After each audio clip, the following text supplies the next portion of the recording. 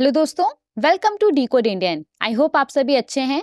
तो बहुत सारे लोग बैंकिंग एंड फाइनेंशियल अवेयरनेस के ऊपर लेक्चर लाने के लिए बोल रहे थे, तो उसी को देखते हुए आज के इस लेक्चर में हम जनवरी मंथ का जितना भी बैंकिंग और फाइनेंस से रिलेटेड न्यूज है, ऐसा न्यूज जिसके ऊपर एग्जाम्स में आपसे क्वेश्चन पूछा जा सकता है, तो उन न्यूज को हम यहाँ पे बहुत ही डिटेल वे में डिस्कस करने वाले हैं इस सिंगल लेक्चर में। इसी में हम जितना भी इंपॉर्टेंट बैंकिंग और फाइनेंशियल अवेयरनेस है जनवरी मंथ का, उसको हम डिस्कस करेंगे।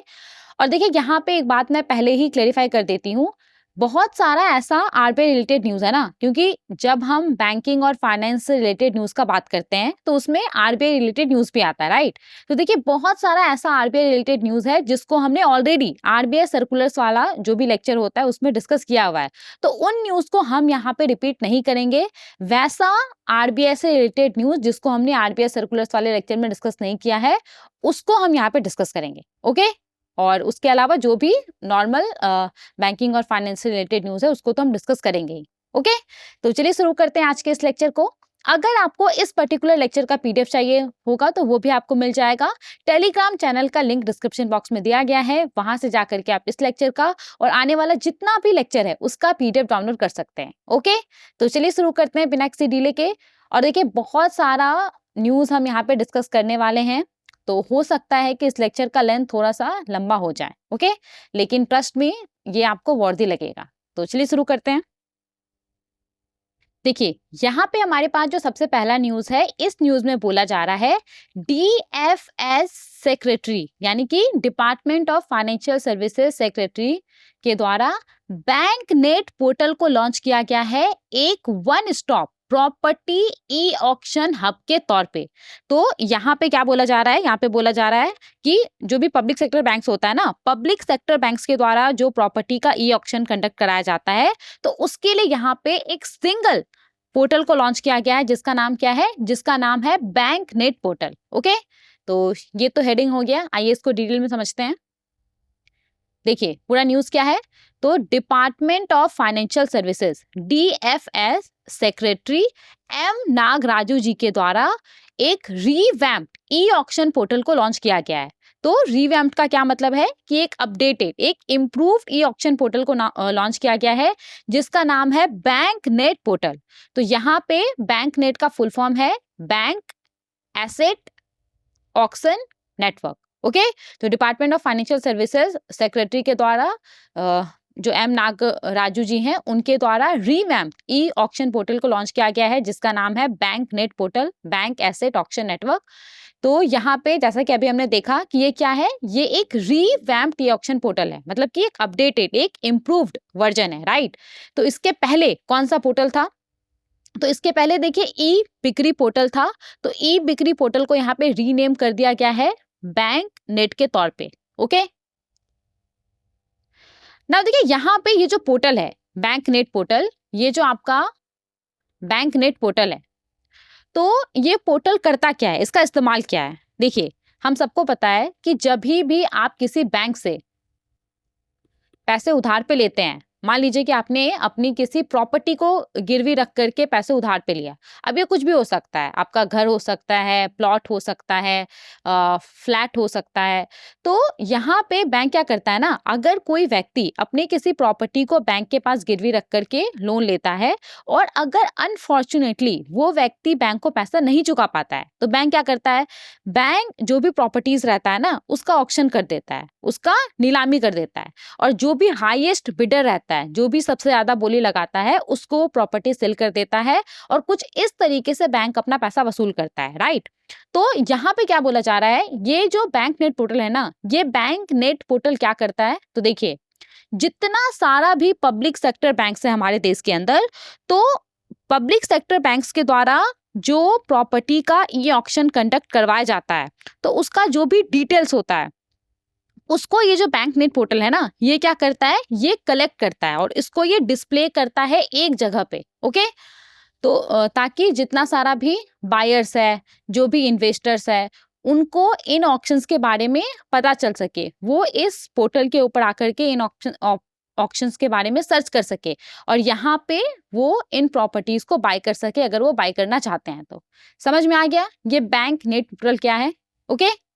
ना देखिए यहाँ पे ये जो बैंक नेट पोर्टल है ना, इसके ऊपर 1,22,500 से ज्यादा प्रॉपर्टीज को अभी तक ट्रांसफर कर दिया गया है। ये जो न्यू पोर्टल है उसके ऊपर ऑक्शन के लिए।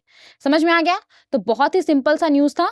क्या न्यूज है? डिपार्टमेंट ऑफ फाइनेंशियल सर्विसेज जो DFS सेक्रेटरी है M नागराजू जी, उनके द्वारा एक रीवैम्प्ड मतलब इम्प्रूव्ड एक अपडेटेड ई ऑक्शन पोर्टल को लॉन्च किया गया है जिसका नाम है बैंक नेट पोर्टल। यहाँ पे बैंक नेट का फुल फॉर्म है बैंक एसेट ऑक्शन नेटवर्क। इससे पहले कौन सा पोर्टल था? तो इससे पहले ई बिक्री पोर्टल था। ई बिक्री पोर्टल को ही यहाँ पे रीनेम कर दिया गया है बैंक नेट के नाम से। याद रहेगा? आगे बढ़ते हैं, नेक्स्ट न्यूज को देखते हैं। देखिए यहाँ पे हमारे पास जो न्यूज है ये न्यूज मर्जर को लेकर के है। तो रिजर्व बैंक ऑफ इंडिया ने नेशनल कोऑपरेटिव बैंक जो कि बेसिकली कर्नाटक बेस्ड एक कोऑपरेटिव बैंक है, और कॉसमस कोऑपरेटिव बैंक जो कि महाराष्ट्र बेस्ड कोऑपरेटिव बैंक है। तो यहाँ पे रिजर्व बैंक ऑफ इंडिया ने नेशनल कोऑपरेटिव बैंक और कॉसमस कोऑपरेटिव बैंक के मर्जर को अप्रूव कर दिया है। और इसका ये जो मर्जर है ना, ये मर्जर 6 जनवरी 2025 से इफेक्टिव भी हो गया है। ओके, तो यहाँ पे ये जो मर्जर को अप्रूव किया गया है, तो ये बैंकिंग रेगुलेशन एक्ट 1949 का सेक्शन 56 और सेक्शन 44A के सब सेक्शन 4 के तहत जो पावर मिला हुआ है उसका इस्तेमाल करके इस मर्जर को अप्रूव किया गया है। ओके, ना देखिए यहाँ पे जैसा कि हमने पहले ही देख लिया, ये जो मर्जर है ये मर्जर 6 जनवरी 2025 से इफेक्टिव हो जाएगा। तो इसके बाद से ना जो नेशनल कोऑपरेटिव बैंक है, नेशनल कोऑपरेटिव बैंक का जितना सारा भी ब्रांचेस है वो ब्रांचेस कॉसमस कोऑपरेटिव बैंक लिमिटेड के तौर पे काम करेगा। ओके, सिंपल सा न्यूज था। नेशनल कोऑपरेटिव बैंक जो कि कर्नाटक बेस्ड कोऑपरेटिव बैंक है, और कॉसमस कोऑपरेटिव बैंक जो कि Mumbai Maharashtra based cooperative bank है। तो यहाँ पे उसके मर्जर को अप्रूव कर दिया गया है। ओके, समझ में आ गया? चलिए आगे बढ़ते हैं और नेक्स्ट न्यूज को देखते हैं।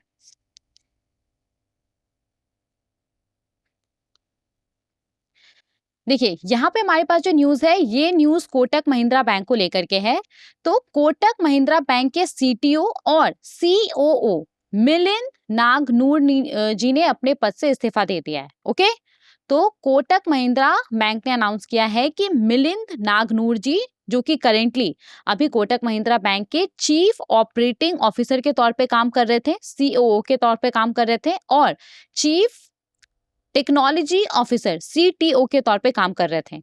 तो इन्होंने पर्सनल रीजन देते हुए अपने पद से इस्तीफा दे दिया है। ओके, कोटक महिंद्रा बैंक के CTO और CEO मिलिंद नागनूर जी ने अपने पद से इस्तीफा दे दिया है पर्सनल रीजन की वजह से।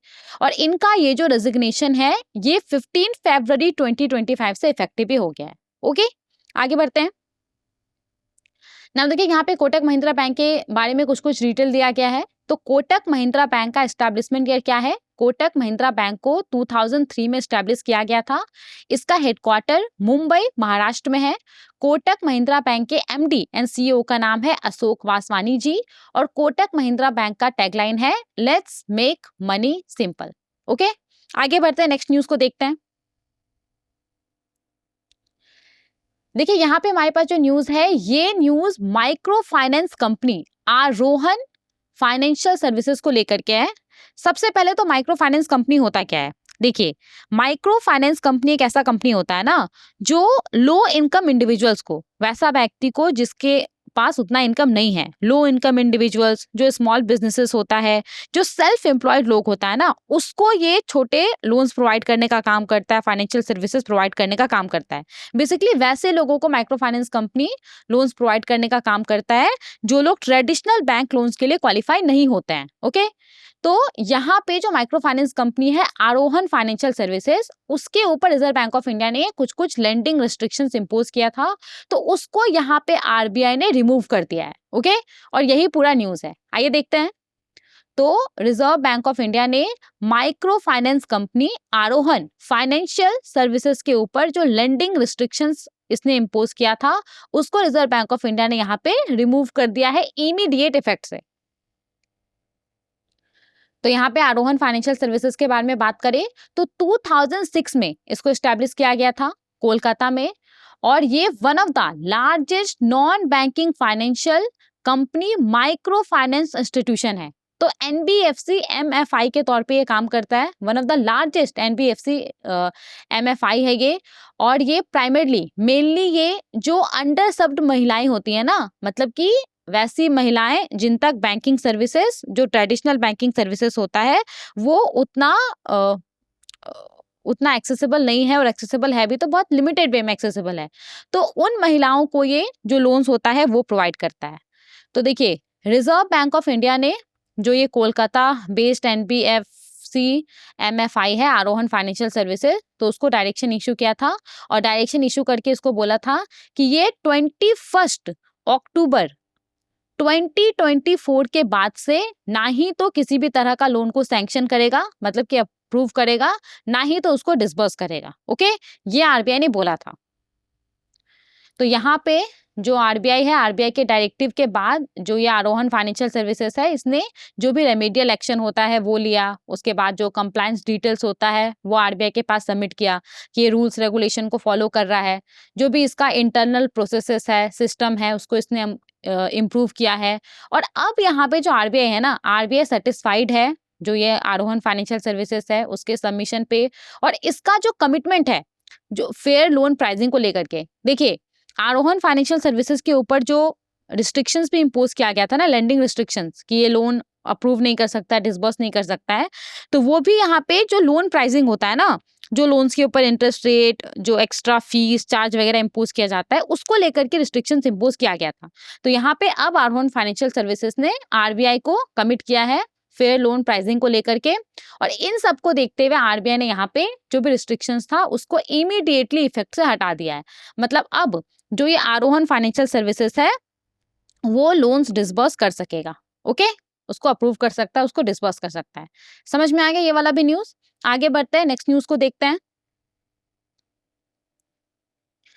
ओके, तो ये हमारा बहुत ही इंपॉर्टेंट न्यूज है, और बहुत ज्यादा चांसेस है कि इस न्यूज के ऊपर आपसे एग्जाम में क्वेश्चन पूछा जाएगा। तो बहुत ही ध्यान से ये पूरा न्यूज समझिएगा, क्योंकि कहीं से भी क्वेश्चन पूछा जा सकता है। ओके, इसीलिए पहले ही मैंने आपको वार्न कर दिया है। देखिए, स्टेट बैंक ऑफ इंडिया ने इनोवेटिव प्रोडक्ट को लॉन्च किया है डिपॉजिट को अट्रैक्ट करने के लिए। मतलब कि जो स्टेट बैंक ऑफ इंडिया है उसने कुछ प्रोडक्ट लॉन्च किया है ताकि जो लोग हैं वो एसबीआई के अंदर ज्यादा से ज्यादा अपना पैसा जमा करें। ओके, तो यहाँ पे स्टेट बैंक ऑफ इंडिया ने 2 न्यू डिपॉजिट स्कीम्स को लॉन्च किया है। अब इन 2 डिपॉजिट स्कीम्स का नाम क्या है? हर घर लखपति, ये एक पहला स्कीम है, और दूसरे स्कीम का नाम है एसबीआई पेटेंट। ओके, तो इन दोनों को 1 बाय 1 करके हम यहाँ पे पढ़ने वाले हैं अच्छे से। देखिए, सबसे पहले अगर हम बात करें ना हर घर लखपति के बारे में, तो ये क्या है? तो देखिए, स्टेट बैंक ऑफ इंडिया को ना अपने कस्टमर्स को customise recurring deposit product offer करना था। तो उसी को ध्यान में रख करके एसबीआई ने यहाँ पे हर घर लखपति को लॉन्च किया है। तो हर घर लखपति ये क्या है? ये एक रेकरिंग डिपॉजिट प्रोडक्ट है। सी, जब हम रेकरिंग डिपॉजिट के बारे में बात करते हैं तो रेकरिंग डिपॉजिट क्या होता है? रेकरिंग डिपॉजिट में कोई व्यक्ति एक फिक्स्ड अमाउंट हर महीने एक सेट पीरियड के लिए जमा करता है, और उस सेट पीरियड के अंत में ना उस व्यक्ति को जो भी पैसा उसने जमा किया है उसके ऊपर जो भी इंटरेस्ट बनता है वो उसको मिल जाता है। यही होता है रेकरिंग डिपॉजिट, राइट? तो यहाँ पे एसबीआई अपने कस्टमर्स को एक customise recurring deposit product offer करना चाहता था, और उसी को ध्यान में रख करके एसबीआई ने यहाँ पे हर घर लखपति को लॉन्च किया है। तो हर घर लखपति क्या है? ये एक रेकरिंग डिपॉजिट स्कीम है। ओके, तो यहाँ पे आपसे क्वेश्चन पूछा जा सकता है एग्जाम में, आपसे पूछ लिया जाएगा कि बताइए कि एसबीआई ने अभी ये जो हर घर लखपति लॉन्च किया है तो ये क्या है?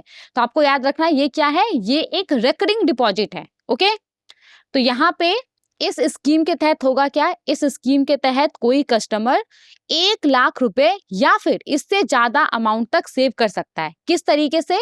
तो हर महीने वो एक फिक्स्ड अमाउंट सेव करके एक फिक्स्ड पीरियड के लिए वो यहाँ पे लखपति बन सकता है। ओके, जो भी उसका डिपॉजिट का पीरियड रहेगा उसके मैच्योरिटी के समय में वो लखपति बन सकता है। तो ये जो यहाँ पे हर घर लखपति रेकरिंग डिपॉजिट है ना, उसका पीरियड क्या है? तो इसका 3 से 10 साल तक का पीरियड रह सकता है। तो यहाँ पे जितने का भी आपने डिपॉजिट सेलेक्ट किया है, फॉर एग्जाम्पल देखिए फॉर एग्जाम्पल आपने 3 ईयर पीरियड सेलेक्ट किया है हर घर लखपति रेकरिंग डिपॉजिट के लिए, तो यहाँ पे क्या होगा ना, यहाँ पे जनरल पब्लिक का हम बात करें, इतना डिटेल में इन सब चीजों को नहीं देखेंगे क्योंकि इससे क्वेश्चन नहीं पूछा जाने वाला है आपसे, बस मैं जनरल अंडरस्टैंडिंग के लिए आपको बता देती हूँ। मान लीजिए ना कि आपको ये जो SBI का हर घर लखपति रेकरिंग डिपॉजिट है वो ओपन करना है और आपने यहाँ पे 3 साल का पीरियड चुना है, तो इसमें क्या होगा ना, हर महीने आपको 2502 रुपए जमा करना पड़ेगा और 3 साल के अंत में 1 लाख रुपए या फिर इससे ज्यादा अमाउंट आपको मिल जाएगा। तो इस तरीके से आप लखपति बन जाएंगे। ओके, ये पूरा स्कीम है, समझ में आ गया? आगे बढ़ते हैं। देखिए, एक तो ये हो गया हर घर लखपति और दूसरा क्या है, दूसरा है SBI पेटर्न्स। तो इसको देख लेते हैं। देखिए, यहाँ पे SBI पेटर्न्स के बारे में बात करें ना, तो ये क्या है, हर घर लखपति क्या था, रेकरिंग डिपॉजिट था, राइट। यहाँ पे SBI पेटर्न्स क्या है, ये एक स्पेशलाइज्ड टर्म डिपॉजिट स्कीम है, ये एक स्पेशलाइज्ड फिक्स्ड डिपॉजिट स्कीम है जो कि स्पेसिफिकली डिजाइन किया गया है सीनियर सिटीजन्स के लिए जिनकी उम्र 80 साल या फिर उससे ज्यादा है। तो बहुत इंपॉर्टेंट ये पॉइंट है, जो SBI पेटर्न्स है ये क्या है, ये एक स्पेशलाइज्ड टर्म डिपॉजिट स्कीम है जिसको कि सीनियर सिटीजन जिनकी उम्र 80 साल या फिर उससे ज्यादा है उसके लिए डिजाइन किया गया है। ओके, नाउ इससे जुड़ा हुआ कुछ इंपॉर्टेंट पॉइंट है तो ये भी देख लीजिए क्योंकि इस पे से आपसे क्वेश्चन पूछा जा सकता है। तो सबसे पहला पॉइंट है मिनिमम डिपॉजिट, मतलब कि अगर आप ये SBI patrons term deposit open करना चाहते हैं तो आपको कम से कम कितना पैसा डिपॉजिट करना होगा। तो यहाँ पे कम से कम आपको 1000 रुपीज डिपॉजिट करना होगा और मैक्सिमम आप 3 करोड़ से कम पैसा तक डिपॉजिट कर सकते हैं। ओके, और यहाँ पे ये जो FD है SBI पेटर्न्स, ये जो टर्म डिपॉजिट है, तो ये सिंगली ओपन किया जा सकता है, सिंगल व्यक्ति के द्वारा ओपन किया जा सकता है या फिर अगर आप चाहें तो उसको ज्वाइंटली भी ओपन कर सकते हैं। लेकिन अगर ज्वाइंट अकाउंट ओपन होता है तो इस केस में जो भी प्राइमरी अकाउंट होल्डर रहेगा ना उसका उम्र 80 साल या फिर उससे ज्यादा होना चाहिए। ओके, इसके बाद देखिए यहाँ पे अगर हम प्री मैच्योर विड्रॉवल के बारे में बात करें तो ये परमिटेड है यहाँ पे कुछ कुछ पेनल्टीज के साथ, अगर आपको मैच्योरिटी के पहले, क्योंकि क्या है ये टर्म डिपॉजिट है, राइट, तो यहाँ पे अगर आपको मैच्योरिटी के पहले पैसा विड्रॉ करना है तो वो परमिटेड है, लेकिन कुछ कुछ यहाँ पे पेनल्टी आपको देना पड़ेगा। ओके, और अगर हम टेन्योर के बारे में बात करें तो वो सेम रहेगा। ओके, मतलब कि जो regular fixed deposit tenure offer किया जाता है SBI के द्वारा ना, तो इसके लिए भी ये जो फिक्स्ड डिपॉजिट है स्कीम है इसके लिए भी सेम टेन्योर SBI ऑफर करेगा। समझ में आ गया? तो यहाँ पे स्टेट बैंक ऑफ इंडिया ने 2 न्यू डिपॉजिट स्कीम को लॉन्च किया है, हर घर लखपति जो कि क्या है एक रिकरिंग डिपॉजिट स्कीम है और SBI पेटर्न्स जो कि क्या है ये एक फिक्स्ड डिपॉजिट स्कीम है, टर्म डिपॉजिट स्कीम है जिसको कि स्पेसिफिकली डिजाइन किया गया है सीनियर सिटीजन्स के लिए जिनकी उम्र 80 साल या फिर उससे ज्यादा है। ओके, आगे बढ़ते हैं, नेक्स्ट न्यूज को देखते हैं।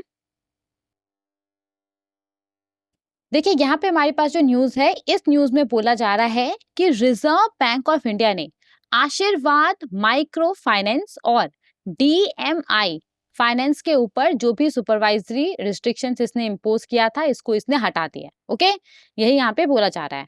तो देखिए रिजर्व बैंक ऑफ इंडिया ने 2 NBFC है, आशीर्वाद माइक्रो फाइनेंस लिमिटेड और DMI फाइनेंस प्राइवेट लिमिटेड, तो इसके ऊपर जो भी बिजनेस रिस्ट्रिक्शंस इसने इम्पोज किया था ना उसको रिजर्व बैंक ऑफ इंडिया ने यहाँ पे हटा दिया है। ओके,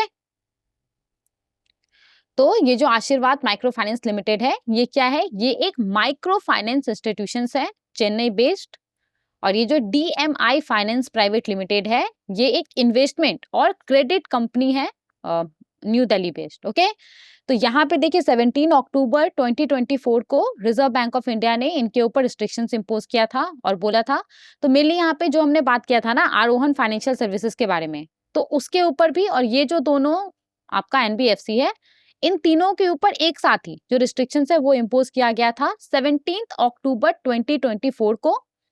और यहाँ पे बोला गया था कि ये जो है आशीर्वाद माइक्रो फाइनेंस लिमिटेड और DMI फाइनेंस प्राइवेट लिमिटेड ये 21 अक्टूबर 2024 के बाद से ना ही तो किसी भी तरह का लोन सैंक्शन करेगा, अप्रूव करेगा, ना ही तो डिसबर्स करेगा। ओके, तो अब यहाँ पे क्या फैसला लिया गया है, अब यहाँ पे रिजर्व बैंक ऑफ इंडिया ने जो भी बिजनेस रिस्ट्रिक्शंस इन दोनों के ऊपर इम्पोज किया था उसको आरबीआई ने हटा दिया है। ओके, समझ में आ गया? आगे बढ़ते हैं, नेक्स्ट न्यूज को देखते हैं। नाउ देखिए यहाँ पे हमारे पास जो न्यूज है ये बहुत ही ज्यादा इंपॉर्टेंट न्यूज है अपॉइंटमेंट को लेकर के। तो यहाँ पे इंडियन बैंक ने विनोद कुमार जी को न्यू एमडी एंड सीईओ के तौर पे अपॉइंट किया है। ओके, तो यहाँ पे इंडियन बैंक ने विनोद कुमार जी को मैनेजिंग डायरेक्टर यानी कि एमडी और चीफ एग्जीक्यूटिव ऑफिसर यानी कि सीईओ के तौर पे अपॉइंट किया है। और इनका ये जो अपॉइंटमेंट है वो 16 जनवरी 2025 से इफेक्टिव भी हो गया है। Okay, Indian bank Vinod Kumar, Indian bank ने विनोद कुमार जी को न्यू एमडी एंड सीईओ के तौर पे अपॉइंट किया है। याद रहेगा? देखिए यहाँ पे याद रहने के लिए मैंने एक इमेज भी अटैच कर दिया है, तो बिजनेस लाइन का आर्टिकल आप देख सकते हैं। विनोद कुमार जी ने इंडियन बैंक के एमडी एंड सीईओ के तौर पे अपना कार्यभार संभाला है और ये इनका इमेज है। समझ में आ गया? आगे बढ़ते हैं। नाउ देखिए यहाँ पे इंडियन बैंक के बारे में बात हुआ है तो थोड़ा सा इसको हम देख लेते हैं। इंडियन बैंक का एस्टैब्लिशमेंट ईयर है 1907। इसका हेडक्वार्टर आपको चेन्नई में मिलेगा। इंडियन बैंक के एमडी एंड सीईओ का नाम है विनोद कुमार, अभी इनका अपॉइंटमेंट हुआ है तो आपको याद रहना चाहिए ये। और इंडियन बैंक का टैगलाइन है योर ओन बैंक। ओके, आगे बढ़ते हैं। ना देखिए यहाँ पे हमारे पास जो न्यूज है ये न्यूज एचएसबीसी को लेकर के है। एचएसबीसी को रिजर्व बैंक ऑफ इंडिया का अप्रूवल मिल गया है भारत के अंदर 20 और नए ब्रांचेस ओपन करने के लिए। तो एचएसबीसी को आरबीआई का अप्रूवल मिल गया है भारत के अंदर और नए 20 ब्रांचेस ओपन करने के लिए। तो यहाँ पे Hong Kong and Shanghai banking corporation which is widely known as HSBC को रिजर्व बैंक ऑफ इंडिया का अप्रूवल मिल गया है। तो अब ये भारत के अंदर 20 और नए ब्रांचेस ओपन कर सकता है। और देखिए ये न्यूज ना क्यों इतना ज्यादा इंपॉर्टेंट है, ये न्यूज इसीलिए इतना ज्यादा इंपॉर्टेंट है ना क्योंकि पिछले 10 साल से ज्यादा समय में ये पहली बार हुआ है जब रिजर्व बैंक ऑफ इंडिया ने किसी फॉरेन बैंक को यहाँ पे एक साथ इतना सारा ब्रांचेस ओपन करने के लिए अलाउ किया है। तो इसीलिए ये न्यूज काफी ज्यादा इंपॉर्टेंट है। ओके, ना देखिए यहाँ पे जो न्यू ब्रांचेस को ओपन किया जाएगा वो किस तरह के सिटीज में किया जाएगा। तो यहाँ पे न्यू ब्रांचेस को ओपन ऐसे सिटीज में किया जाएगा जहाँ पे इकोनॉमिक ग्रोथ होने वाला है। और ये जो पूरा ब्रांचेस रहेगा ना इसका फोकस जो हाई नेट वर्थ इंडिविजुअल्स होता है उसके ऊपर रहेगा, जो वेल्दी लोग हैं उसके ऊपर रहेगा। उसका जो भी डोमेस्टिक और इंटरनेशनल बैंकिंग नीड्स होगा उसको पूरा करने के ऊपर होगा। ओके, और किस शहर में ओपन किया जाएगा तो यहाँ पे पूरा नाम दिया गया है, अमृतसर, भोपाल, भुवनेश्वर, देहरादून, फरीदाबाद। तो इन सब शहर में ओपन किया जाएगा। ओके, पूरा न्यूज क्या था, एचएसबीसी को रिजर्व बैंक ऑफ इंडिया का अप्रूवल मिल गया है भारत के अंदर 20 नए ब्रांचेस ओपन करने का। समझ में आ गया? आगे बढ़ते हैं, नेक्स्ट न्यूज को देखते हैं। नेक्स्ट न्यूज को देखने से पहले थोड़ा सा हम Hong Kong and Shanghai banking corporation मतलब कि एचएसबीसी के बारे में बात कर लेते हैं। देखिए एचएसबीसी यूरोप का लार्जेस्ट लेंडर है, लार्जेस्ट बैंक है और ये 4th बिगेस्ट ब्रिटिश कंपनी है बाय मार्केट वैल्यूएशन के हिसाब से ये 4था बिगेस्ट ब्रिटिश कंपनी है। और इसका जो एसेट है ना 2.9 ट्रिलियन डॉलर वैल्यू का इसका पूरा एसेट है। और भारत के बारे में अगर हम बात करें ना, भारत में इसका जो प्रेजेंस है उसके बारे में बात करें तो एचएसबीसी का भारत के अंदर 14 शहर में 26 ब्रांचेस है। पूरे देश भर में 14 शहर में 26 ब्रांचेस है इसका। तो ये तो एचएसबीसी के बारे में बात हो गया। अब यहाँ पे आरबीआई ने ये जो फैसला लिया है ना, आरबीआई ने ये जो अप्रूवल दिया है कि एचएसबीसी भारत के अंदर 20 और नए ब्रांचेस को ओपन कर सकता है। तो यहाँ पे एचएसबीसी इंडिया इन्वॉल्व है, राइट। ये अप्रूवल एचएसबीसी इंडिया को मिला है। थोड़ा सा हम एचएसबीसी बैंक इंडिया के बारे में बात कर लेते हैं। तो इसका एस्टैब्लिशमेंट ईयर 1853 है। इसका हेडक्वार्टर मुंबई महाराष्ट्र में है और एचएसबीसी बैंक इंडिया के सीईओ का नाम है हितेंद्र दवे जी। ओके, आगे बढ़ते हैं।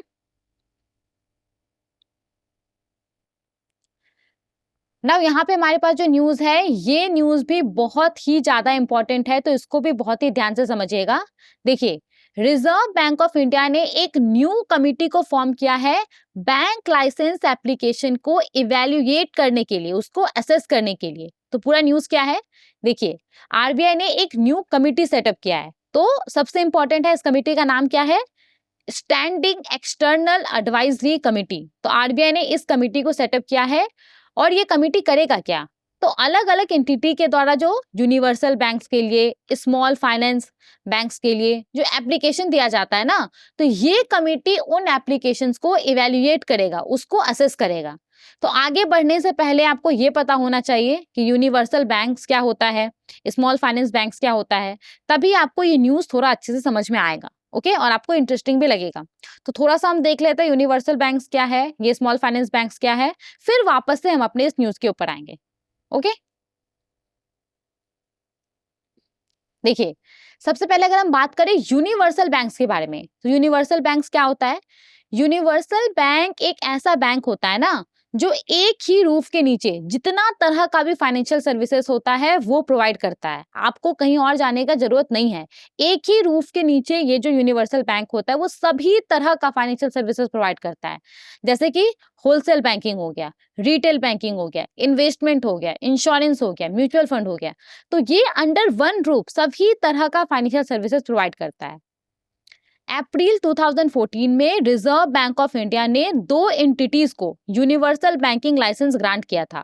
तो एंटिटीज का नाम क्या है, बंधन फाइनेंशियल सर्विसेज और आईडीएफसी।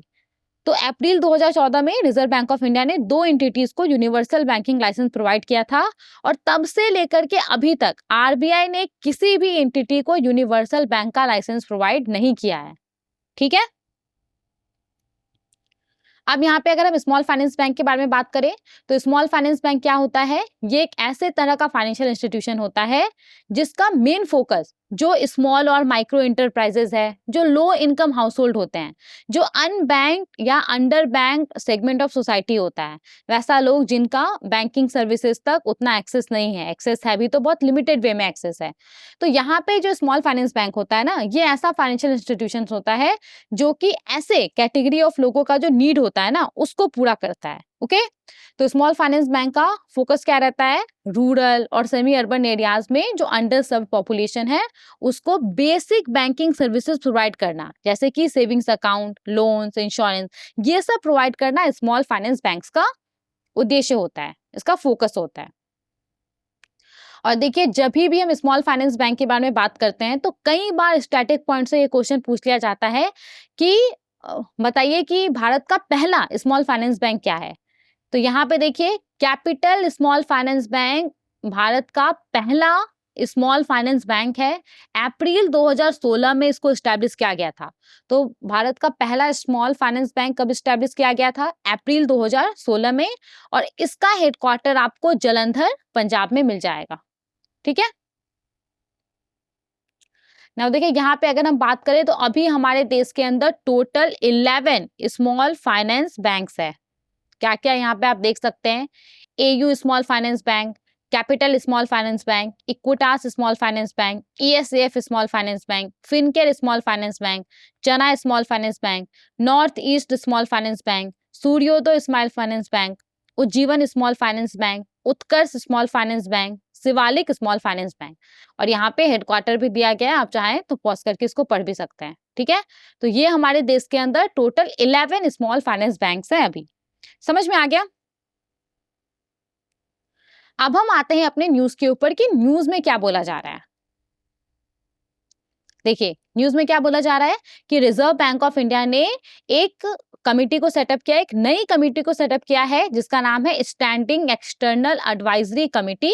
किस चीज के लिए, तो ये कमिटी ना यूनिवर्सल बैंक्स के लिए, जो स्मॉल फाइनेंस बैंक्स होता है उसके लिए जो अलग अलग एंटिटी के द्वारा एप्लीकेशंस दिया जाता है ना, उसको ये कमिटी क्या करेगा, इवेल्युएट करेगा, उसको ये कमिटी असेस करेगा। ओके, और इस कमेटी को देखिए किसके द्वारा हेड किया जा रहा है, दिस इज वेरी इंपॉर्टेंट। तो इस कमेटी को किसके द्वारा हेड किया जा रहा है, former RBI deputy governor M K Jain जी के द्वारा इस कमेटी को हेड किया जा रहा है एज अ चेयरपर्सन के तौर पे, तो ये भी मत भूलिएगा। इसके बाद देखिए इस कमेटी के अंदर टोटल 5 मेंबर्स हैं और इस कमेटी का जो टेन्योर है ना वो 3 साल का है, मतलब कि इस कमेटी को 3 साल के लिए स्टैब्लिश किया गया है। तो इसी स्लाइड के अंदर आपसे बहुत सारा क्वेश्चन पूछा जा सकता है, आपसे कमेटी का नाम पूछा जा सकता है, या फिर आपको ये बोल दिया जाएगा कि आरबीआई ने ये कमेटी सेटअप किया है, आप बताइए कि किस पर्पस के लिए किया है।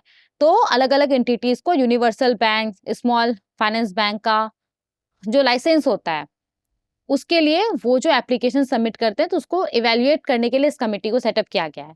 इस कमेटी को किसके द्वारा हेड किया जा रहा था, ये आपसे पूछा जा सकता है। एम के जैन जी के द्वारा इस कमेटी को हेड किया जा रहा था, लीड किया जा रहा था चेयरपर्सन के तौर पे। टोटल नंबर ऑफ मेंबर्स आपसे पूछा जा सकता है और इसका टेन्योर पूछा जा सकता है। ओके ना, यहाँ पे जो दूसरा मेंबर्स है इस कमेटी का उसके बारे में दिया गया है। तो एक तो एम के जैन, इसके अलावा देखिए यहाँ पे रेवती अय्यर जो कि आरबीआई डायरेक्टर है। इसके बाद आपका पार्वती वी सुंदरम जो कि फॉर्मर आरबीआई एग्जीक्यूटिव डायरेक्टर हैं। हेमंत जी कॉन्ट्रैक्टर जो कि farmer SBI MD and PFRDA chairman है। एन एस कनन जो कि फॉर्मर आईसीआईसीआई प्रूडेंशियल लाइफ के एमडी और सीईओ हैं। तो ये यहाँ पे और 4 मेंबर हैं। ठीक है, इसके अलावा देखिए कुछ कुछ डिटेल्स यहाँ पे दिया गया है। तो देखिए अभी जो कमिटी सेटअप किया गया है ना, तो यहाँ पे ऐसे पहले कमिटी को, फर्स्ट कमिटी को मार्च 2021 में सेटअप किया गया था, जिसको कि former deputy governor Shyamala Gopinath ji के द्वारा हेड किया जा रहा था, लीड किया जा रहा था।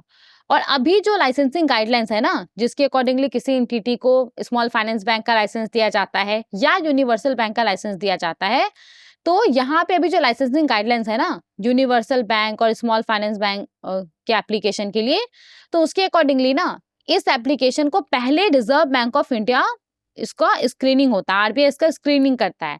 आरबीआई चेक करता है कि जो भी एप्लीकेंट है क्या वो जो बेसिक एलिजिबिलिटी क्राइटेरिया है उसके ऊपर खड़ा उतर रहा है या नहीं उतर रहा है। और उसके बाद फिर ये जो कमेटी के बारे में हमने बात किया ना, इस कमेटी के अंदर जो भी एक्सपीरियंस्ड एक्सपर्ट्स होते हैं बैंकिंग, फाइनेंशियल सेक्टर, दूसरे रेलेवेंट एरिया से, तो फिर इस कमिटी के द्वारा उस एप्लीकेशन को फर्दर इवैल्यूएट किया जाता है।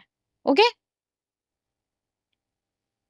अब देखिए करेंटली अगर हम बात करें तो अन्नपूर्णा फाइनेंस और एयू स्मॉल फाइनेंस बैंक ने यूनिवर्सल बैंक लाइसेंस के लिए एप्लीकेशन दिया हुआ है, और फिनो पेमेंट्स बैंक और वीएफएस कैपिटल ने स्मॉल फाइनेंस बैंक्स के लिए जो एप्लीकेशन है वो दिया हुआ है।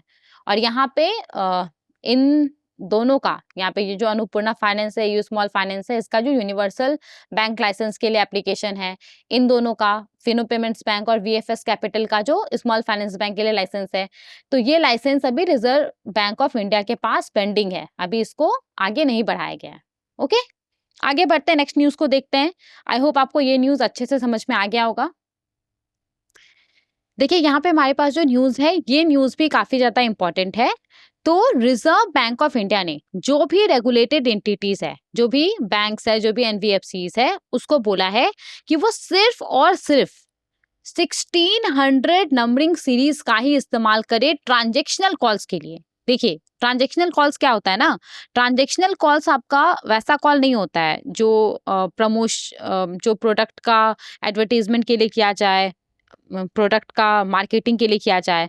जो प्रमोशनल कॉल होता है ना, वो काफी इंपॉर्टेंट कॉल होता है, जैसे कि आपका फ्रॉड अलर्ट हो गया, आपका कुछ लोन या फिर ईएमआई पेंडिंग है उसके लिए पेमेंट रिमाइंडर हो गया, ओटीपी वेरिफिकेशन हो गया, तो ये सब होता है ट्रांजेक्शनल कॉल्स। तो यहाँ पे रिजर्व बैंक ऑफ इंडिया ने क्या बोला है, रिजर्व बैंक ऑफ इंडिया ने रेगुलेटेड एंटिटीज को बोला है कि वो सिर्फ और सिर्फ 1600 जो नंबरिंग सीरीज है ना, मतलब कि वैसा नंबरिंग सीरीज जो कि 1600 से स्टार्ट हो रहा है, सिर्फ उसका इस्तेमाल करके वो ट्रांजेक्शनल कॉल्स करे। ओके, तो यहाँ पे वही लिखा हुआ है, रिजर्व बैंक ऑफ इंडिया ने बैंकों को बोला है कि वो सिर्फ और सिर्फ 1600 फोन नंबरिंग सीरीज का ही इस्तेमाल करे अपने कस्टमर्स को ट्रांजैक्शनल पर्पस के लिए कॉल करने के लिए, ताकि जो भी फाइनेंशियल फ्रॉड होता है, देखिए आजकल क्या होता है ना कि अलग अलग नंबर से आपके पास फोन कॉल आता है और सामने वाला बोल रहा होता है कि वो बैंक की तरफ से बोल रहा है और आपको किसी लिंक के ऊपर क्लिक करने के लिए बोलता है या फिर आपसे आपका पर्सनल डिटेल्स मांगता है। तो यहाँ पे इस चीज को प्रिवेंट करने के लिए आरबीआई ने क्या बोला है बैंकों को कि वो सिर्फ और सिर्फ 1600 फोन नंबरिंग सीरीज का ही इस्तेमाल करके कस्टमर को ट्रांजेक्शनल पर्पस के लिए कॉल करने के लिए, ताकि कस्टमर को भी पता हो, कस्टमर भी जब देखे कि 1600 नंबरिंग सीरीज से उनके पास कॉल आ रहा है तो कस्टमर एश्योर हो कि ये कॉल बैंक के तरफ से ही है। ओके, इसके अलावा देखिए यहाँ पे प्रमोशनल पर्पसेस के लिए, मतलब कि किसी प्रोडक्ट का मार्केटिंग के लिए, उसका एडवर्टाइजिंग के लिए जो बैंक्स के द्वारा कस्टमर्स को कॉल किया जाता है ना, तो यहाँ पे प्रमोशनल पर्पसेस के लिए बैंकों को, जो भी रेगुलेटेड एंटिटीज है, उसको बोला गया है कि वो सिर्फ और सिर्फ 140 नंबरिंग सीरीज का इस्तेमाल करे, मतलब कि वैसा नंबर का इस्तेमाल करके जो कि 140 से शुरू हो रहा है, ताकि जो भी वॉइस कॉल का इस्तेमाल करके, एसएमएस का इस्तेमाल करके फ्रॉड वगैरह होता है उसको कम किया जा सके। तो आपने ध्यान दिया होगा कि जब भी आपके पास ऐसा नंबर से कॉल आता है जिसके बिगिनिंग में 140 रहता है, तो वो कॉल जनरली जो प्रोडक्ट रहता है उसका एडवर्टाइजिंग के लिए या फिर उसका मार्केटिंग के लिए होता है। ओके, इन सब के अलावा देखिए यहाँ पे रिजर्व बैंक ऑफ इंडिया ने जो भी रेगुलेटेड एंटिटीज है उसको बोला है कि वो mobile number revocation list MNRL का इस्तेमाल करे। तो ये जो आपका मोबाइल नंबर रिवोकेशन लिस्ट है ना, इस लिस्ट के अंदर ऐसा फोन नंबर्स रहता है जो कि डिस्कनेक्ट कर दिया गया है, जो कैंसल्ड मोबाइल नंबर्स होता है, जिसका इस्तेमाल नहीं हो रहा होता है। तो मोबाइल नंबर रिवोकेशन लिस्ट में ना वैसा फोन नंबर्स रहता है। और तो यहाँ पे रेगुलेटेड एंटिटीज को क्या बोला गया है, आरबीआई ने रेगुलेटेड एंटिटीज को बोला है कि वो मोबाइल नंबर रिवोकेशन लिस्ट जो कि डिजिटल इंटेलिजेंस प्लेटफॉर्म के ऊपर अवेलेबल है, जिसको कि डिपार्टमेंट ऑफ टेलीकम्युनिकेशन DOT और जो आपका मिनिस्ट्री ऑफ कम्युनिकेशन है उसके द्वारा मिल करके डेवलप किया गया है। तो आरबीआई ने रेगुलेटेड एंटिटीज को बोला है कि वो ऐसे मोबाइल नंबर रिवोकेशन लिस्ट का इस्तेमाल करे जो भी इसका कस्टमर डेटाबेस है उसको मॉनिटर करने के लिए, उसको क्लीन करने के लिए। तो यहाँ पे कोई मान लीजिए बैंक है, उसने इस लिस्ट के अंदर देखा कोई नंबर मेंशन है और उसने अपने डेटाबेस में देखा कि सेम नंबर मेंशन है, तो यहाँ पे उसको वो हटा देगा। ओके, उसको वो क्लीन कर देगा। तो ये यहाँ पे करने के लिए बोला गया है। इसके अलावा देखिए यहाँ पे रेगुलेटेड एंटिटीज ने, जितने सारे भी रेगुलेटेड एंटिटीज है उसको बोला क्या है कि जो भी ये इंस्ट्रक्शंस है उसको वो 31 मार्च 2025 से पहले उसको वो लागू कर दे। तो यही पूरा न्यूज था। चलिए आगे बढ़ते हैं और दूसरे न्यूज को देखते हैं। देखिए यहाँ पे हमारे पास जो न्यूज है, ये न्यूज IDFC फर्स्ट बैंक को लेकर के है। तो IDFC फर्स्ट बैंक ने first earn RuPay credit card launch किया है। ओके, तो यहाँ पे जो IDFC फर्स्ट बैंक है इसने रुपे के साथ मिलकर के UPI enabled RuPay credit card launch किया है। तो UPI इनेबल्ड का क्या मतलब है कि इस क्रेडिट कार्ड को आप UPI से लिंक करके अलग अलग जगह पे आप UPI पेमेंट कर सकते हैं।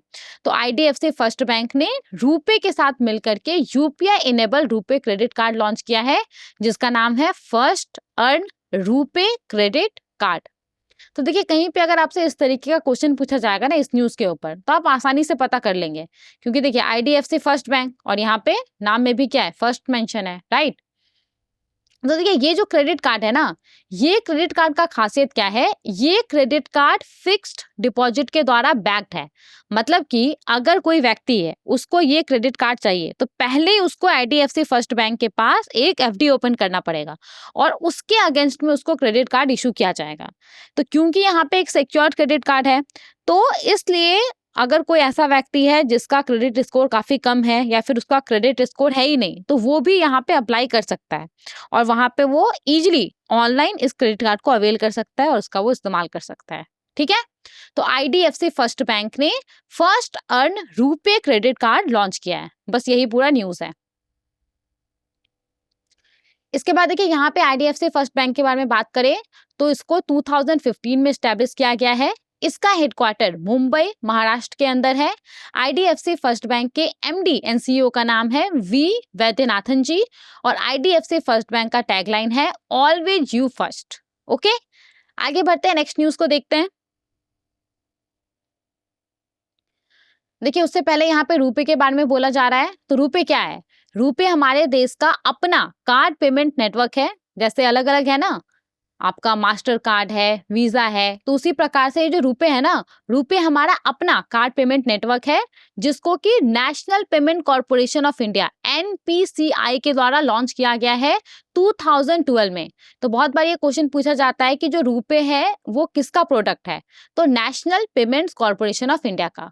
रुपए को national payment corporation of India के द्वारा 2012 में लॉन्च किया गया है। ठीक है, आगे बढ़ते हैं, नेक्स्ट न्यूज को देखते हैं।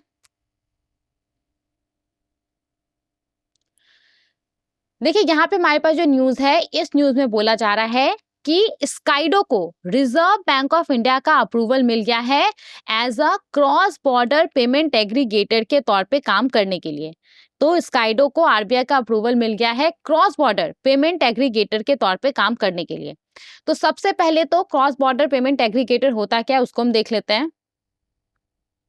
देखिए, क्रॉस बॉर्डर पेमेंट एग्रीगेटर पीएसीबी, ये एक ऐसा एंटिटी होता है ना जो क्या करता है, जो भी परमिसिबल गुड्स और सर्विसेज का इंपोर्ट होता है, एक्सपोर्ट होता है।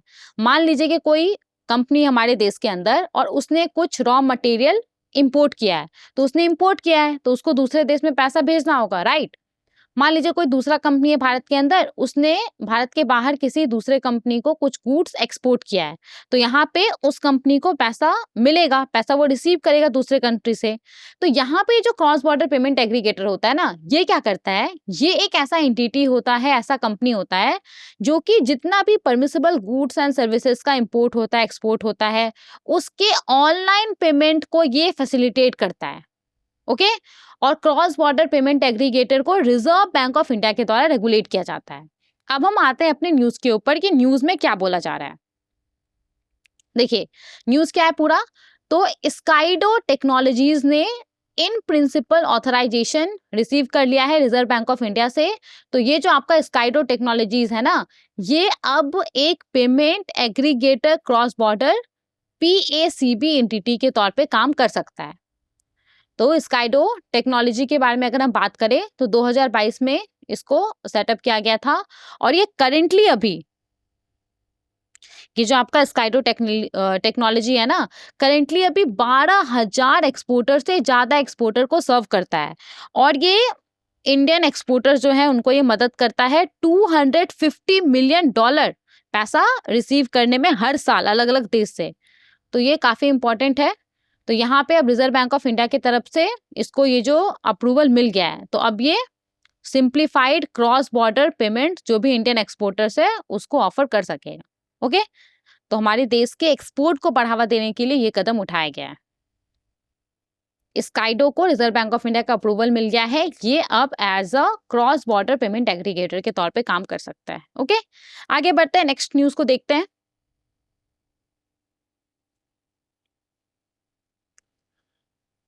देखिए यहाँ पे हमारे पास जो न्यूज है, ये न्यूज अपॉइंटमेंट ऑफ यहाँ पे हमारे पास जो न्यूज है ना, ये न्यूज अपॉइंटमेंट को लेकर के है और ये न्यूज धन लक्ष्मी बैंक से रिलेटेड है।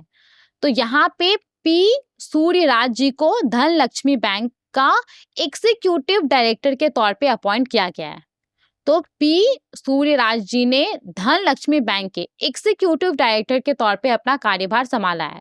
तो रिजर्व बैंक ऑफ इंडिया के तौर पे इनको द्वारा इनको अपॉइंट किया गया था धन लक्ष्मी बैंक के एग्जीक्यूटिव डायरेक्टर के तौर पे, और इनको 3 साल के पीरियड के लिए अपॉइंट किया गया है। ओके, पी सूर्यराज जी को धन लक्ष्मी बैंक के एग्जीक्यूटिव डायरेक्टर के तौर पे अपॉइंट किया गया है 3 साल के पीरियड के लिए। आगे बढ़ते हैं। अब देखिए धनलक्ष्मी बैंक के बारे में बात करें तो ये हमारे देश का एक प्राइवेट बैंक है। इसका एस्टेब्लिशमेंट ईयर 1927 है। इसका हेडक्वार्टर थ्रिसुर केरला में है। धनलक्ष्मी बैंक के एमडी एंड सीईओ का नाम है अजीत कुमार केके और धनलक्ष्मी बैंक का टैगलाइन है तन मन धन। आगे बढ़ते हैं, नेक्स्ट न्यूज को देखते हैं। देखिए यहाँ पे हमारे पास जो न्यूज है, ये न्यूज पंजाब नेशनल बैंक को लेकर के है। पंजाब नेशनल बैंक ने एनसीआरपी सॉल्यूशन को इम्प्लीमेंट किया है साइबर सिक्योरिटी के लिए। तो यहाँ पे पंजाब नेशनल बैंक ने एनसीआरपी सॉल्यूशन को इम्प्लीमेंट किया है ताकि इसका जो भी साइबर सिक्योरिटी मेजर्स है उसको इन्हेंस किया जा सके।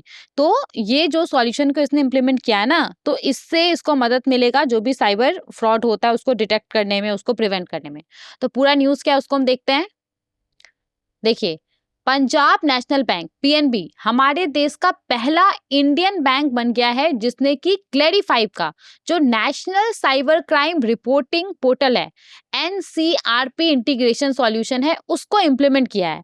तो अब यहाँ पे इसने इस जो सिस्टम को इम्प्लीमेंट किया है ना, तो इससे इसको काफी ज्यादा मदद मिलेगा जो भी फ्रॉड होता है उसको प्रिवेंट करने में, जो साइबर क्राइम कंप्लेंट होता है उसको मैनेज करने में।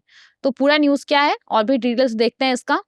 लेकिन सबसे पहले देखिए यहाँ पे ये जो क्लेरिफाइव है, जिसके national cyber crime reporting portal NCRP integration solution को पीएनबी ने इंप्लीमेंट किया है, तो ये क्लेरिफाइव है क्या, इसको थोड़ा सा हम देख लेते हैं। देखिए क्लेरिफाइव के बारे में अगर हम बात करें ना, तो ये एक फ्रॉड डिटेक्शन और रिस्क मैनेजमेंट सिस्टम है जिसको कि कस्टमर एक्सपी के द्वारा डेवलप किया गया है। तो कस्टमर एक्सपी बेंगलुरु बेस्ड एक सॉफ्टवेयर प्रोडक्ट कंपनी है, तो इसी के द्वारा क्लेरिफाइव को डेवलप किया गया है। अब ये क्लेरिफाई करता क्या है, तो देखिए क्लेरिफाइव क्या करता है ना, ये रियल टाइम बेसिस पे जो भी फ्रॉड होता है उसको ये आइडेंटिफाई करता है, बैंकों को मतलब मदद करता है ये कि बैंक रियल टाइम बेसिस पे जो भी फ्रॉड है उसको आइडेंटिफाई कर सके, जो मनी लॉन्ड्रिंग है उसको आइडेंटिफाई कर सके, उसको प्रिवेंट कर सके।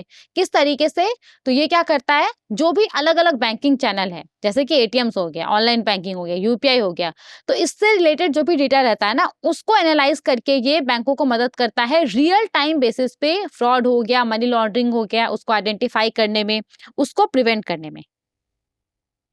तो यहाँ पे पंजाब नेशनल बैंक हमारे देश का पहला इंडियन बैंक बन गया है जिसने कि क्लेरिफाइव का जो national cyber crime reporting portal NCRP integration solution है उसको इम्प्लीमेंट किया है। तो ये जो पूरा सॉल्यूशन है ना, देखिए ये जो पूरा सिस्टम है जिसको पीएनबी ने इम्प्लीमेंट किया है, इसको Indian cyber crime coordination centre I4C के साथ मिल करके डेवलप किया गया है। और ये क्या करेगा ना, तो ये क्या करेगा, ये यहाँ पे रियल टाइम बेसिस पे जितना सारा भी साइबर क्राइम कंप्लेंट रहता है ना, ये जो आपका पूरा सिस्टम है ये यहाँ पे ऑटोमेटिकली और इंस्टेंटली ये साइबर क्राइम जो कंप्लेंट रहता है उसको रियल टाइम बेसिस पे ये ऑटोमेटिकली इंस्टेंटली ये हैंडल करेगा। जितना भी डिटेल बैंकिंग चैनल है, इंटरनेट और mobile banking, ATM, UPI, NEFT, RTGS के अंदर जितना सारा भी साइबर क्राइम कंप्लेंट होगा ना, तो उसको ये रियल टाइम बेसिस पे ऑटोमेटिकली और इंस्टेंटली ये हैंडल करेगा। ओके, समझ में आ गया ये पूरा न्यूज़ क्या था। नाउ पंजाब नेशनल बैंक के बारे में अगर हम बात करें तो इसका एस्टैब्लिशमेंट ईयर 1895 है। इसका हेडक्वार्टर न्यू दिल्ली में है। पंजाब नेशनल बैंक के एमडी एंड सीईओ का नाम है अतुल कुमार गोयल जी और इसका टैगलाइन है the name you can bank upon.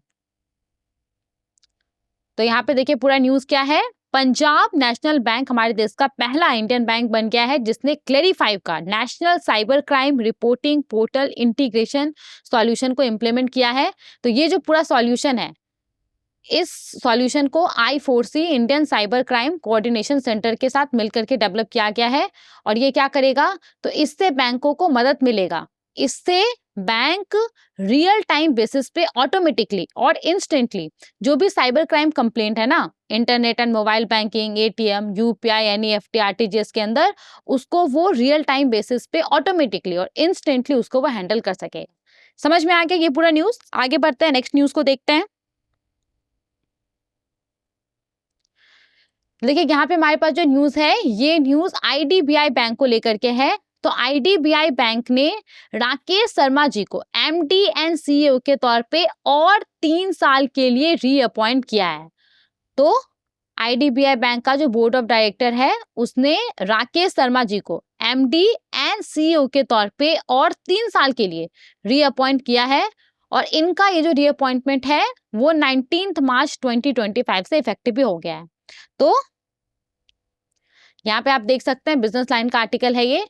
तो आईडीबीआई बैंक के बोर्ड ने राकेश शर्मा को एमडी एंड सीईओ के तौर पे रीअपॉइंटमेंट जो हुआ था उसको अप्रूव कर दिया और 3 साल के लिए। तो राकेश शर्मा जी आईडीबीआई बैंक के एमडी एंड सीईओ के पोस्ट पे और 3 साल तक बने रहेंगे। नाउ आईडीबीआई बैंक के बारे में बात करें तो इसका एस्टैब्लिशमेंट ईयर 1964 है। इसका हेडक्वार्टर मुंबई महाराष्ट्र में है। और एमडी और सीईओ के बारे में तो अभी हमने देखा, राकेश शर्मा जी। ठीक है, आगे बढ़ते हैं, नेक्स्ट न्यूज को देखते हैं।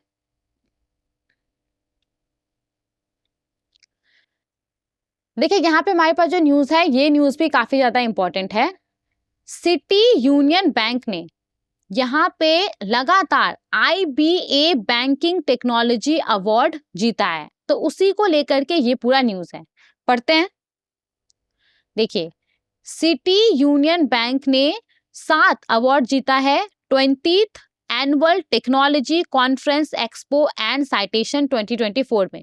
तो ये ना इवेंट है, देखिए ये इवेंट का नाम है। तो इसी इवेंट में ना IBI बैंकिंग टेक्नोलॉजी अवार्ड को दिया गया था। तो जो सिटी यूनियन बैंक है ना, इसने इस इवेंट के अंदर 7 अवार्ड जीता है। और ये इवेंट कहाँ पे हुआ था? तो ये इवेंट मुंबई में हुआ था जनवरी 24 को। ओके, और देखिए ये लगातार दूसरी बार है जब सिटी यूनियन बैंक ने इस इवेंट का जो सातों का सातों कैटेगरी है उसके अंदर अवार्ड जीता। तो ये बहुत बड़ा बात है। ओके, देखिए ये जो अवार्ड्स है ये T Ravishankar, reserve Bank of India के जो डिप्टी गवर्नर है, उनके द्वारा प्रेजेंट किया गया है। इसके अलावा यहाँ पे कुछ कुछ डिटेल्स दिया गया है। तो देखिए ये जो अवार्ड्स है ना, ये अवार्ड को 7 अलग अलग जो कैटेगरीज ऑफ बैंक है उसको प्रेजेंट किया जाता है। और ये अवार्ड 7 अलग अलग कैटेगरीज में प्रेजेंट किया जाता है। यहाँ पे आप देख सकते हैं। तो ये सब देखिए, ये सब कैटेगरीज है, जैसे कि best digital sales, payment and engagement. तो जो भी बैंक इसमें अच्छा होता है उसको ये वाला अवार्ड दिया जाता है। ओके, तो यहाँ पे ये जो अवार्ड है ना वो 7 अलग अलग कैटेगरीज में प्रोवाइड किया जाता है। और देखिए यहाँ पे हर एक अवार्ड यहाँ पे अलग अलग बैंक को दिया जाता है, 3 अलग अलग स्टेटस के तहत, 3 अलग अलग लेवल के तहत, विनर के तहत, रनर अप के तहत और स्पेशल मेंशन के तहत। ओके, तो यहाँ पे 3 अलग अलग लेवल के तहत ये जो अवार्ड है, हर एक अवार्ड यहाँ पे अलग अलग बैंक को प्रोवाइड किया जाता है 3 अलग अलग लेवल के तहत। जैसे कि मान लीजिए कोई अवार्ड है, फॉर एग्जाम्पल ये वाला अवार्ड है आपका best digital sales payment and engagement award है। तो यहाँ पे ये अवार्ड ना किसी बैंक को विनर के तौर पे दिया जाता है, किसी बैंक को रनर अप के तौर पे दिया जाता है, किसी बैंक को स्पेशल मेंशन के तौर पे दिया जाता है। समझ में आ गया? तो यहाँ पे पूरा डिटेल्स है। देखिए सिटी यूनियन बैंक और बैंक ऑफ महाराष्ट्र ने 7 कैटेगरीज में, जो सातों का 7 कैटेगरीज है ना, इसके अंदर अवार्ड जीता है। किस किस बैंक ने? याद रखिएगा, सिटी यूनियन बैंक और बैंक ऑफ महाराष्ट्र ने। ओके, तो सिटी यूनियन बैंक ने लगातार 2 बार सातों कैटेगरीज में अवार्ड जीता है, इसीलिए यहाँ पे इसको ज्यादा इंपॉर्टेंस दिया जा रहा है। तो सिटी यूनियन बैंक और बैंक ऑफ महाराष्ट्र ने सातों कैटेगरीज के अंदर अवार्ड जीता है। जबकि जो कर्नाटक बैंक है, कर्नाटक बैंक ने यहाँ पे 6 कैटेगरीज के अंदर अवार्ड जीता है। ओके, और यहाँ पे ये तो पहले ही हमने देख लिया था कि सिटी यूनियन बैंक ने लगातार दूसरी बार सातों कैटेगरीज के अंदर अवार्ड जीता है। ना देखिए हमने बात किया था कि हर एक अवार्ड को अलग अलग बैंक को दिया जाता है 3 लेवल के तहत।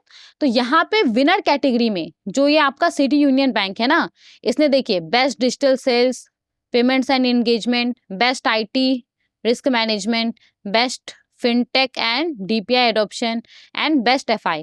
तो इन सब के अंदर जो आपका सिटी यूनियन बैंक है ना, इसने विनर कैटेगरी में जो अवार्ड है वो जीता है। ओके, इसके बाद देखिए यहाँ पे जो बैंक ऑफ महाराष्ट्र है उसने विनर कैटेगरी में, ये सब आपका अलग अलग कैटेगरी है, इसके अंदर अवार्ड जीता है। इन सब के अलावा देखिए ये सब इंपॉर्टेंट है। तो HDFC बैंक लिमिटेड ने यहाँ पे best digital sales payments and engagement के लिए अवार्ड जीता है। तो HDFC बैंक ने best digital sales payment and engagement के लिए अवार्ड जीता है। ओके, इसके बाद देखिए जो स्टेट बैंक ऑफ इंडिया है, स्टेट बैंक ने यहाँ पे, स्टेट बैंक ऑफ इंडिया ने best fintech and DPI adoption and best FI award जीता है। बैंक ऑफ बड़ौदा ने यहाँ पे best AI and ML adoption और best IT risk management award जीता है। ठीक है, इसके बाद देखिए यूनियन बैंक ऑफ इंडिया ने best technology talent and organisation और यहाँ पे बेस्ट टेक्नोलॉजी बैंक अवार्ड जीता है। जो सेंट्रल बैंक ऑफ इंडिया है इसने बेस्ट टेक्नोलॉजी बैंक अवार्ड जीता है। इंडियन ओवरसीज बैंक है, इसने best technology talent and organisation award जीता है। ESAF स्मॉल फाइनेंस बैंक, तो ये यहाँ पे इकलौता स्मॉल फाइनेंस बैंक दिख रहा है, अदरवाइज सारा तो यहाँ पे पब्लिक सेक्टर या फिर प्राइवेट सेक्टर बैंक है, तो इसीलिए इसको आप याद कर लीजिए। देखिए ESAF स्मॉल फाइनेंस बैंक ने यहाँ पे बेस्ट FI अवार्ड जीता है। ओके, तो ये सब कुछ कुछ न्यूज था ना। देखिए यहाँ पे अगर हम IBA बैंकिंग टेक्नोलॉजी अवार्ड के बारे में बात करें तो सबसे पहले तो ये जो अवार्ड है वो किसके द्वारा प्रेजेंट किया जाता है? तो याद रखिएगा कि ये जो अवार्ड है ना, ये अवार्ड IBA के द्वारा प्रेजेंट किया जाता है। ओके, इंडियन बैंक एसोसिएशन के द्वारा ये अवार्ड प्रेजेंट किया जाता है। बैंकिंग इंडस्ट्री के अंदर जो बेस्ट टेक्नोलॉजी प्रोवाइडर है उसको रिकॉग्नाइज करने के लिए, ताकि बैंकों के बीच में जो कंपटीशन है वो बढ़े, और वैसा बैंक जिसने कि customer service and best practices के अंदर कुछ इनोवेटिव प्रोडक्ट को लॉन्च किया है, उसको यहाँ पे रिवॉर्ड दिया जा सके, उसको यहाँ पे रिकॉग्नाइज किया जा सके, प्रोत्साहित किया जा सके। ओके, इंडियन बैंक एसोसिएशन के बारे में बात करें तो इंडियन बैंक एसोसिएशन IBA के चेयरमैन का नाम है, करेंट चेयरमैन का नाम है मातम वेंकट राव जी। IBA का हेडक्वार्टर है मुंबई महाराष्ट्र के अंदर, और IBA का एस्टेब्लिशमेंट ईयर क्या है 1946, इसको 1946 में फॉर्म किया गया था। ओके, तो यहाँ पे हमारा पूरा न्यूज क्या था, सिटी यूनियन बैंक ने ये जो 20th annual technology conference expo and citation 2024 हुआ था, जिसमें IBA बैंकिंग टेक्नोलॉजी अवार्ड दिया गया था, तो सिटी यूनियन बैंक ने इस इवेंट में 7 अवार्ड जीता है, और ये लगातार दूसरी बार है जब इस इवेंट में जो सिटी यूनियन बैंक है उसने 7 कैटेगरीज में अवार्ड जीता है। और देखिए, सिटी यूनियन बैंक के अलावा बैंक ऑफ महाराष्ट्र ने भी इस इवेंट में 7 कैटेगरीज में अवार्ड जीता, और कर्नाटक बैंक ने 6 कैटेगरीज में अवार्ड जीता। ठीक है, याद रहेगा। आगे बढ़ते हैं, नेक्स्ट न्यूज को देखते हैं। देखिए, यहाँ पे हमारे पास जो न्यूज है, ये न्यूज यूपीआई को लेकर के, यूनिफाइड पेमेंट इंटरफेस को लेकर के है, और इस न्यूज में कुछ कुछ डेटा भी है। तो अभी एक बार मैं आपको बता देती हूँ ये सब डेटा, और आई वुड रिक्वेस्ट कि एक बार आप लेक्चर के लास्ट में, लेक्चर जब खत्म हो जाएगा, जब आपको PDF मिल जाएगा, तो ये सब डेटा आप एक बार रीड कर लीजिएगा। ओके, तो यहाँ पे देखिए यूपीआई को लेकर के क्या बोला जा रहा है। यूपीआई देखिए लीडिंग डिजिटल पेमेंट सिस्टम बन गया है भारत के अंदर, और लास्ट 5 ईयर में इसमें काफी ज्यादा ग्रोथ देखने को मिला है। ओके, तो यहाँ पे जो यूपीआई है, यूपीआई एक डोमिनेंट प्लेटफॉर्म है भारत का, जो भी डिजिटल पेमेंट इकोसिस्टम है उसके अंदर यूपीआई एक डोमिनेंट प्लेटफॉर्म बन गया है भारत का, जो डिजिटल पेमेंट इकोसिस्टम है उसके अंदर।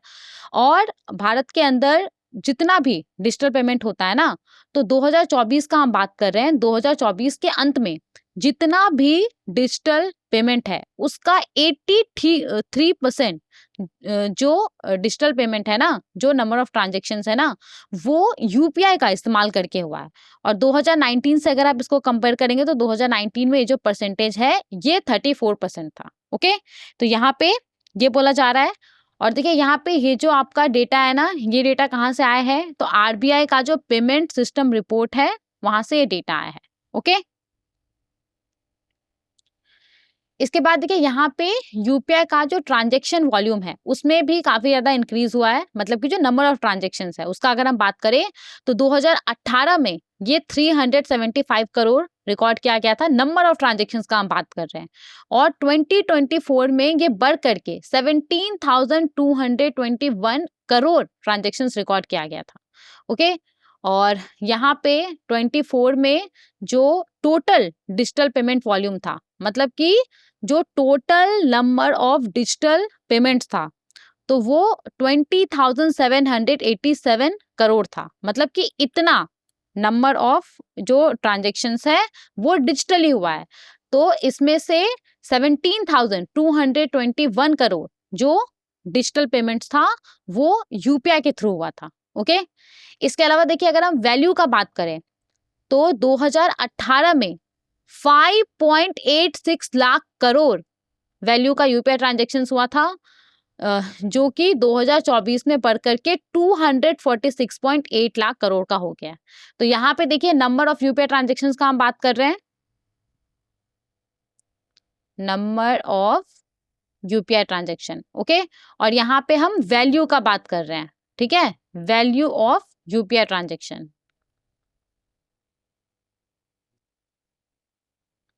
ठीक है, इसके अलावा देखिए यहाँ पे अगर हम बात करें ना, तो लास्ट 5 ईयर में जो वॉल्यूम है, यानी कि जो नंबर ऑफ यूपीआई ट्रांजैक्शंस है ना, उसमें 89.3% के CAGR से ग्रोथ हुआ है। और वैल्यू का अगर हम बात करें तो इसमें 86.5% के CAGR से ग्रोथ देखा गया है। ओके,